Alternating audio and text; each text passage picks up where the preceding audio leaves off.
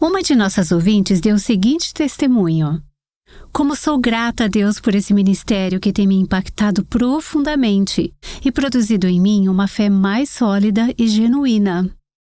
Obrigada a todas que participam dessa poderosa missão. Eu tenho ouvido todas as séries publicadas e tenho sido extremamente confrontada pelo Espírito Santo a viver em obediência ao Senhor.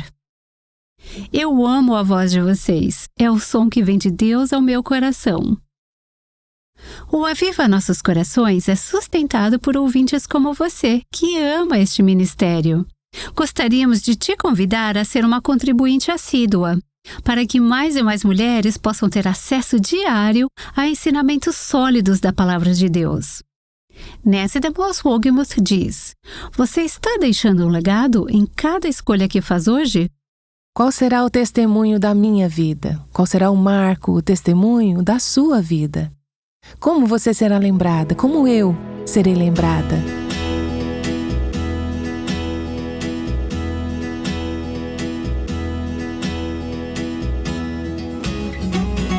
Este é o Aviva Nossos Corações, com Nancy DeMoss Wolgemuth, autora de A Sós com Deus, na voz de Renata Santos. A Bíblia fala sobre um homem chamado Enoque, que andou com Deus e depois Deus o levou. Será que Enoque realmente nunca morreu? Nancy está aqui para explorar essa questão e muito mais. Vamos ouvir. Bem, na última semana, meu marido e eu estivemos procurando túmulos. Esperamos não precisar usá-los tão cedo, mas achamos que é bom pensar a respeito enquanto ainda é possível. O fato é que, a menos que o Senhor retorne primeiro, em algum momento vamos morrer. Nossos espíritos estarão com o Senhor, mas nossos corpos serão colocados para descansar no chão até a ressurreição final, quando serão ressuscitados e reunidos aos nossos espíritos, e estaremos para sempre com o Senhor.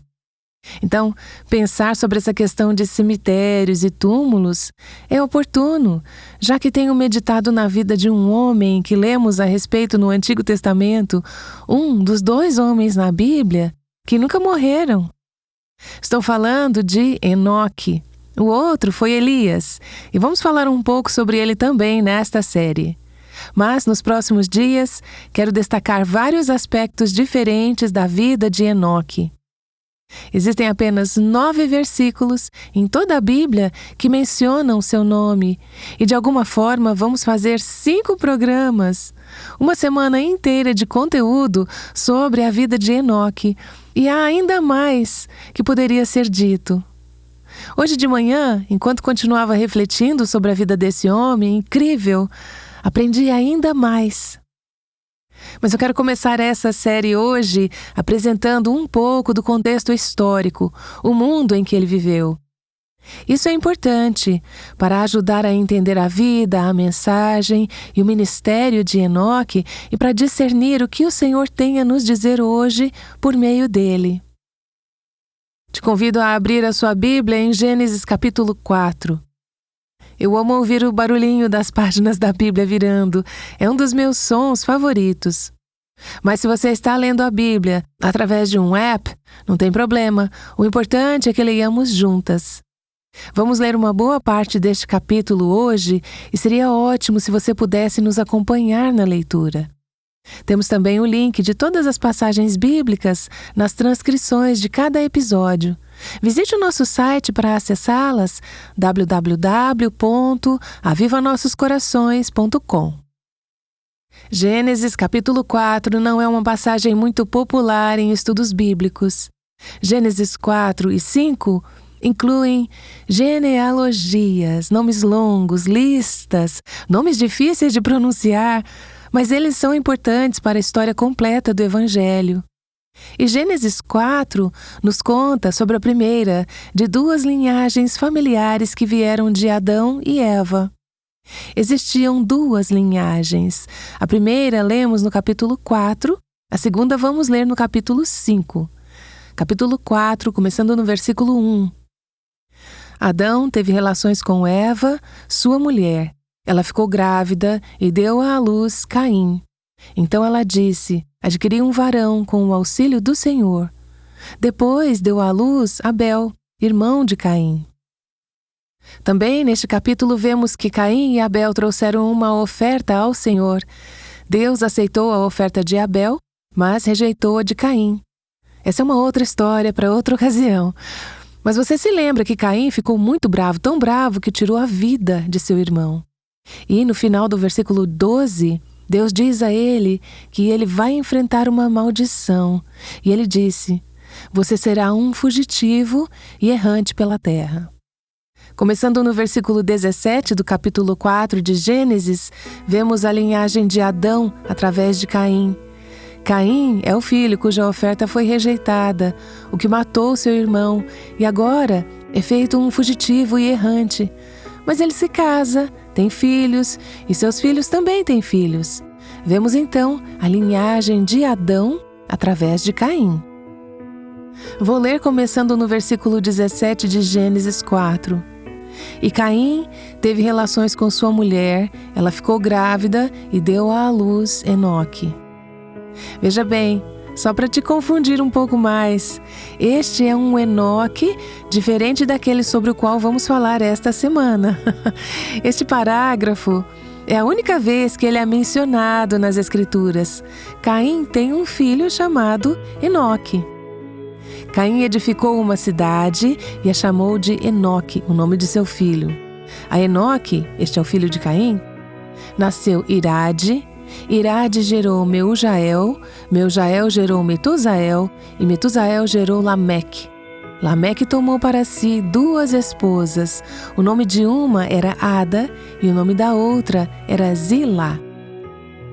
Vamos pausar no nome Lameque. Lameque é a 7ª geração de Adão na linhagem de quem? Caim. Ele é também o primeiro bígamo. O que é um bígamo? Nesse caso é alguém que tem 2 esposas. Isso era contrário ao plano de Deus para o casamento, que, até onde sabemos, tinha sido mantido até este ponto, um homem para uma mulher por toda a vida. Mas Lameque tomou 2 esposas. De uma perspectiva terrena, a família de Lameque era bem-sucedida e próspera. Isso muitas vezes acontece com pessoas que não seguem o Senhor, não é? Nesta vida e neste mundo, elas parecem estar indo muito bem. De fato, no Salmo 73, lemos como o salmista fica realmente perturbado com isso. Ele diz: as pessoas que não te obedecem, tudo vai bem para elas, elas prosperam, elas têm muito sucesso, mas eu tento te obedecer e acabo com um monte de problemas. Isso é um pouco do que vemos na vida de Lameque. Veja o versículo 20. Sua primeira esposa, Ada, deu à luz a Jabal, que foi o pai dos que habitam em tendas e possuem gado. O nome de seu irmão era Jubal, que foi o pai de todos os que tocam harpa e flauta. Zilá, a segunda esposa, por sua vez, deu à luz Tubal-Caim, artífice de todo um instrumento cortante de bronze e de ferro. São muitos nomes! Você está acompanhando até agora?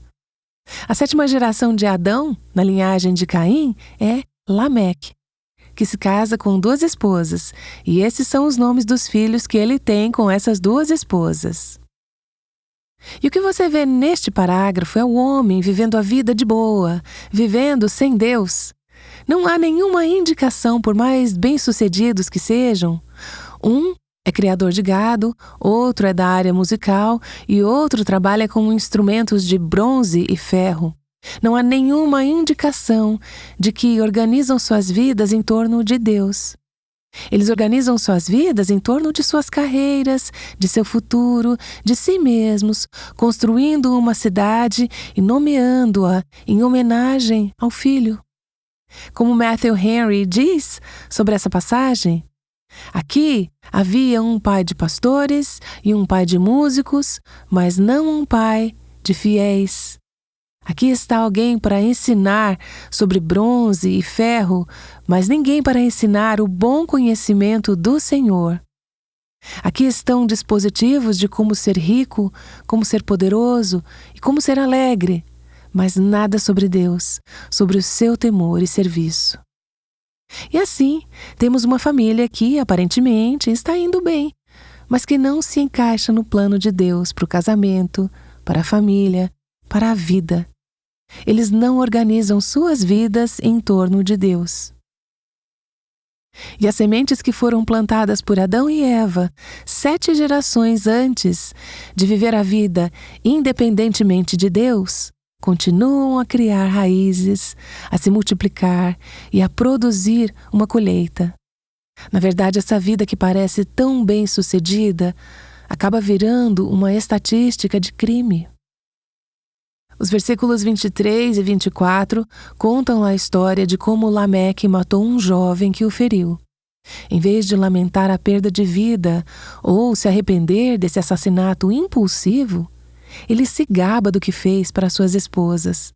Portanto, nesta passagem sobre a vida de Lameque, que é a 7ª geração a partir de Adão, na linhagem de Caim, vemos a disseminação de uma civilização sem Deus. Quando chegamos ao versículo 25 do capítulo 4, encontramos a introdução de uma nova linhagem familiar. No versículo 25, Adão tornou a ter relações com sua mulher. Quando? Isso aconteceu depois que Caim matou Abel. E ela deu à luz um filho, a quem pôs o nome de Sete, dizendo: Deus me concedeu outro descendente em lugar de Abel, que Caim matou.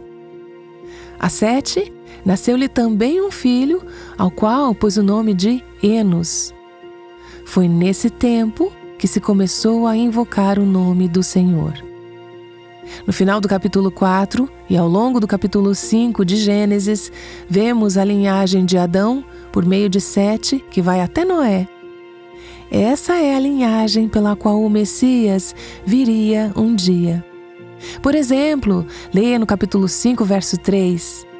Adão viveu 130 anos e gerou um filho à sua semelhança, conforme a sua imagem, e lhe deu o nome de Sete.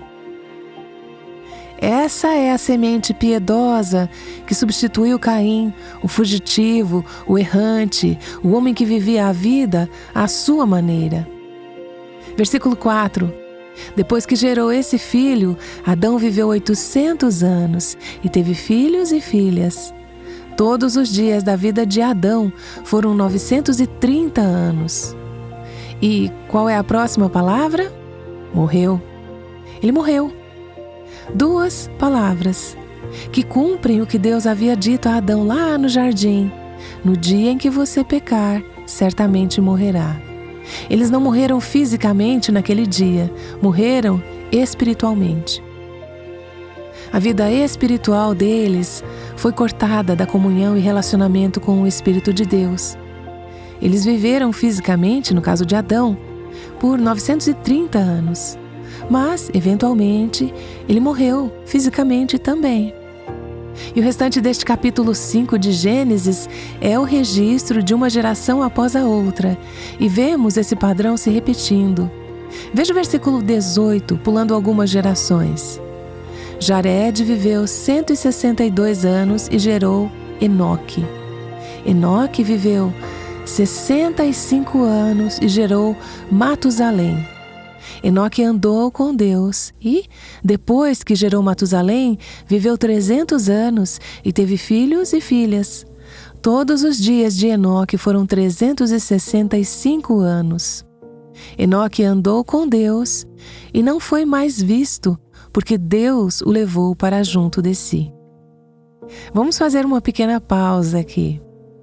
Os primeiros patriarcas, como você já deve ter notado, viviam muito mais tempo do que vivemos hoje. Alguns quase 1000 anos. Adão viveu até os 930. Mais tarde vamos ver que Matusalém viveu até os 969 anos. E, de acordo com o registro que temos em Gênesis, veja se você consegue acompanhar. Adão e seu filho Sete, que era bisavô, tataravô ou algo assim de Enoque, ainda estariam vivos quando Enoque nasceu. Adão ainda estava vivo e Sete também. Enoque e Adão viveram na mesma época por aproximadamente 300 anos. Tentar captar todos esses nomes, anos, datas, pais e filhos, na minha família, chamamos isso de história de salão de cabeleireiros. Porque minha mãe ia ao salão de cabeleireiro e ela voltava com essas histórias complexas e enroladas que ouviu sobre fulana fez isso, fez aquilo, e depois casou com o barbeiro do cara da carrocinha que pega cães ou uma coisa assim. Se é complexo demais, chamávamos de história de salão de cabeleireiro. Às vezes, Gênesis 5 me lembra uma história de salão de cabeleireiro. É preciso se aprofundar e se manter firme para acompanhar. Está acompanhando até agora? Ok, vamos comparar Lameque e Enoque. Lameque é a 7ª geração a partir de Adão, na linhagem sem Deus, de Caim. E Enoque é a 7ª geração, a partir de Adão, na linhagem piedosa de Sete. Lameque é um exemplo de rebeldia, rejeitando a Deus. Enoque é um exemplo de quem anda com Deus. Nos próximos dias veremos como Enoque andou com Deus. Ele creu em Deus, ele agradou a Deus, ele falou de Deus aos outros e, por fim, ele foi levado por Deus dessa terra para a presença de Deus. Essa história que contrasta a linhagem de Caim sem Deus e a linhagem piedosa de Sete, através da qual o Redentor viria, me lembra outra história que eu gosto de chamar de um conto de 2 homens. A base americana da equipe do Aviva Nossos Corações está em uma cidadezinha norte-americana típica chamada Buchanan. Como muitas cidades pequenas, Buchanan tem apenas de tudo. Uma biblioteca, um correio, um McDonald's, que só chegou recentemente, uma Pizza Hut, um pequeno mercado e um cemitério. O cemitério fica no lado oeste da cidade, perto da rua principal que a atravessa. No meio desse cemitério, há um monumento notável, erguido em 1876, por um fazendeiro local rico chamado Joseph Coveney, que o construiu como um tributo a si mesmo e às suas crenças.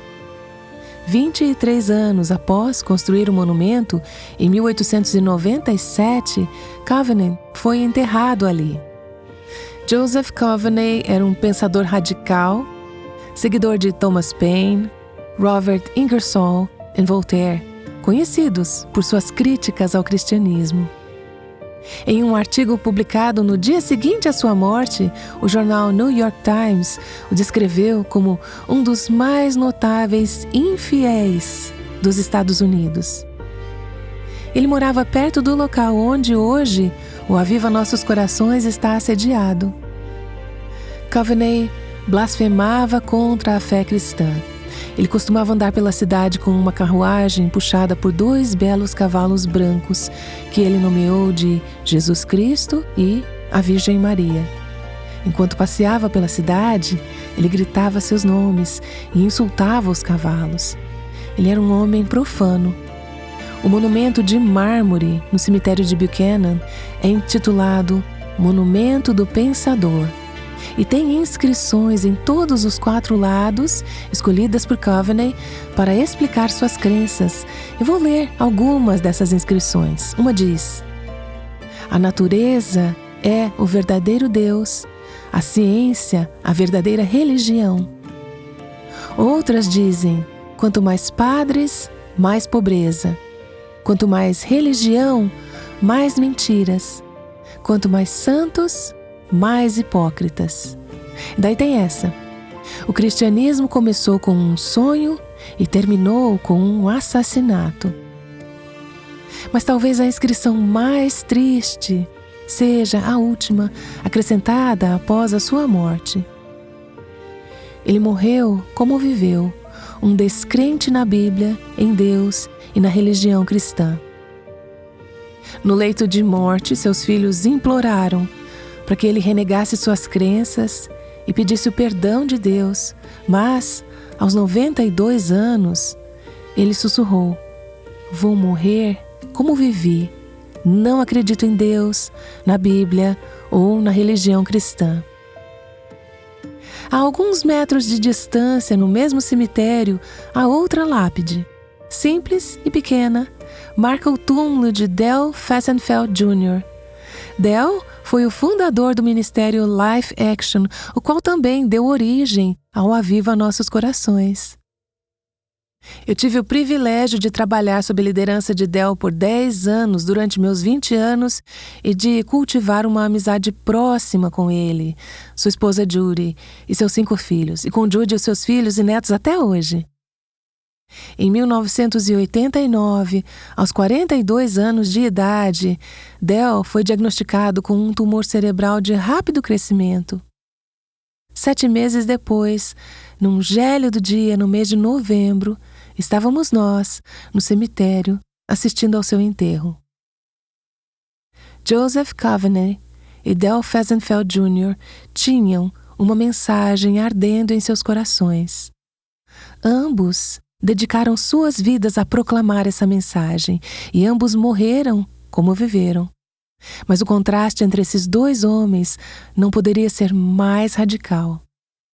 Aqueles 2 túmulos no cemitério Oak Ridge, de Buchanan, são uma imagem gráfica de 2 sistemas de crenças muito diferentes, 2 visões de mundo muito diferentes, 2 reinos muito diferentes e 2 homens que viveram e morreram de maneiras muito diferentes.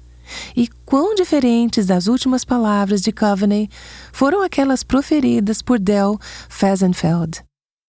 Durante as suas últimas semanas na Terra, suas convulsões tornaram-se mais intensas e frequentes devido ao tumor cerebral, mas durante todo esse período, Del desfrutou de uma comunhão íntima e incomum com o Senhor. Eu tive o privilégio de passar muitas horas com a sua família na casa deles durante aquelas semanas. E uma tarde, mais ou menos um dia antes de Del perder a consciência pela última vez, ele foi hospitalizado. Mas pouco antes disso, eu estava sentada perto de sua cama de hospital, enquanto ele parecia estar dormindo. E, de repente, sem abrir os olhos, ele começou a orar. A essa altura, tornou-se muito difícil para ele falar, e suas palavras eram suaves, eram um pouco inteligíveis. Mas eu vou te dizer uma coisa, foram inesquecíveis. E até onde eu sei, essas foram as últimas palavras que Del Fehsenfeld pronunciou nesta terra.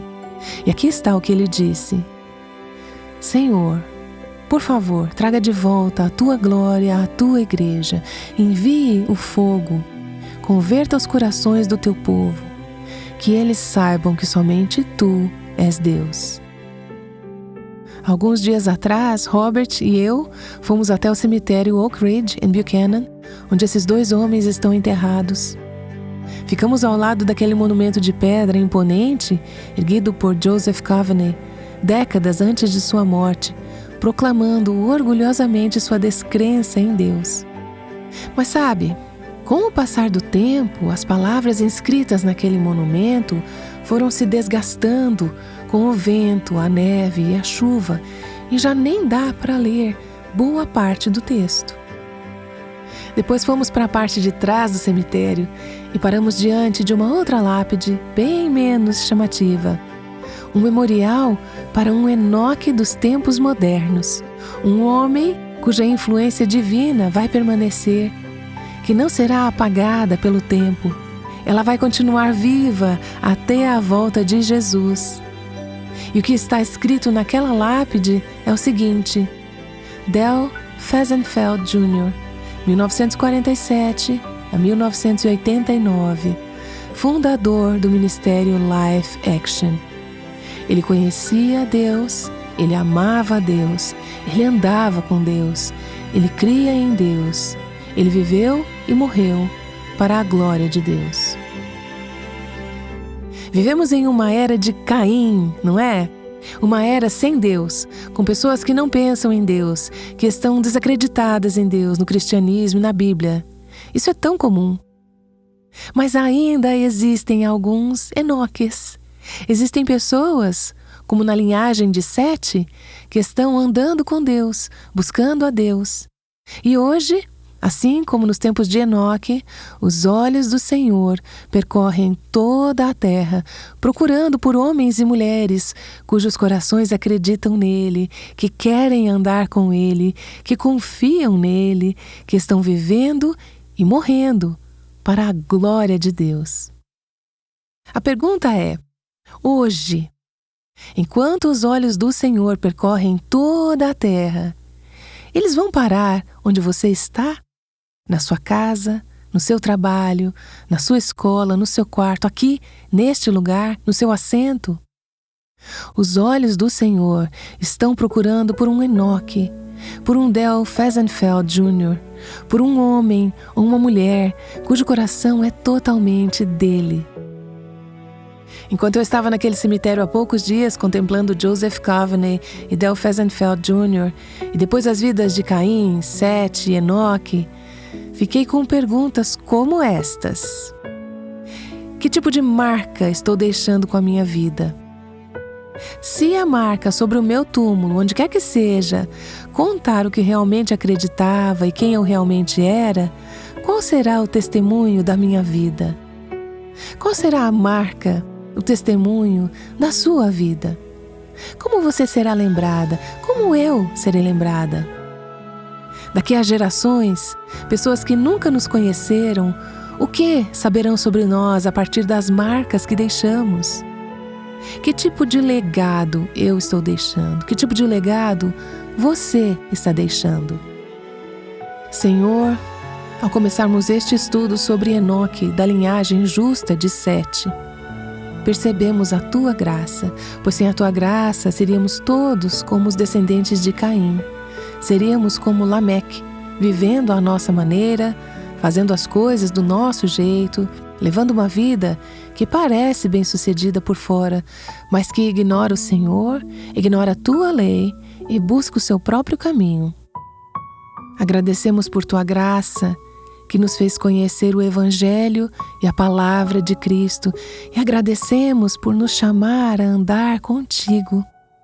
Eu oro para que, nesta série, o Senhor nos ajude a deixar que o Senhor sonde os nossos corações. Eu oro para que permitamos que o Senhor faça em nós e através de nós tudo o que for da Tua boa vontade, para que, por gerações, outros olhem para a história das nossas vidas e sejam atraídos a crer em Cristo e a andar com Ele.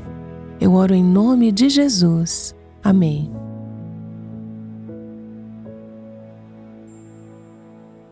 Que tipo de história você está contando com a sua vida?